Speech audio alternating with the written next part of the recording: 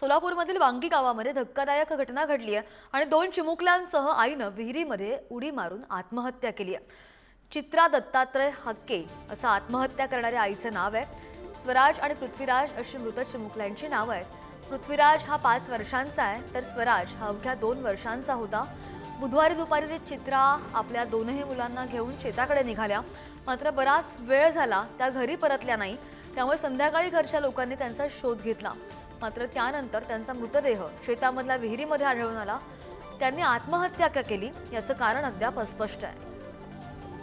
बातमी पाहतोय सोलापूरमधून वांगी गावामध्ये ही धक्कादायक घटना घडली आहे आणि 2 चिमुकल्यांसह आईनं विहिरीत उडी घेऊन आत्महत्या केल्याची माहिती समोर आली आहे। चित्रा दत्तात्रय हक्के असं आत्महत्या करणाऱ्या आईचं नाव आहे आणि त्यांची मुलं फार लहान होती। अधिकची माहिती घेत आमचे प्रतिनिधी अनिकेत गायकवाड आपल्या सोबत आहेत। अनिकेत, फक्त 5 वर्षांचा मुलगा आणि 2 वर्षांचा, अगदी लहान होती ही मुलं। पोलिसांनी तपासाला सुरुवात केलेली आहे का? आत्महत्येच्या मागचं कारण अजूनही अस्पष्ट आहे। काय माहिती समोर आलेली आहे तपासातून पोलिसांच्या? आता नक्कीच आपण जर बघितलं गेलं तर खरं तर हे एक आत्महत्या म्हणावं लागेल, कारण अजून देखील या प्रकरणामध्ये जो आहे तो जे स्पष्ट कारण आहे ते समोर आलं नाही। खरं तर सोलापूर जिल्ह्यातील जे वांगी गाव आहे त्या गावामध्ये 2 चिमुकल्यासह आईनं जे आहे ते विहिरीत मारून आत्महत्या केल्याची घटना जी आहे ती घडलेली आहे। आणि खरं तर एक 5 वर्षाचा मुलगा आहे स्वराज आणि पृथ्वीराज जो आहे तो 2 वर्षाचा आहे।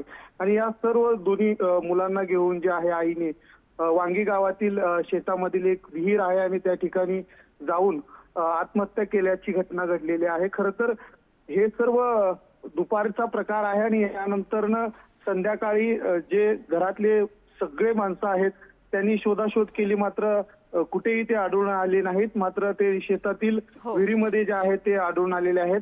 मात्र अजून देखील शोध कार्य जे आहे ते पोलिसांकडून सुरू आहे। गावातील सर्व लोक देखील या विहिरीच्या माध्यमातून सर्व विहिरीतलं पाणी काढण्यात येते आणि हे जे मृत लोक आहेत त्यांना बाहेर काढण्यासाठी गावकऱ्यांसह पोलिसांचं देखील आणि अग्निशमन दलाकडून देखील आईने इतकं टोकाचं पाऊल का उचलला हा प्रश्न अजूनही प्रलंबित। अपडेट घेत राहू अनिकेत, धन्यवाद दिलेल्या माहितीसाठी।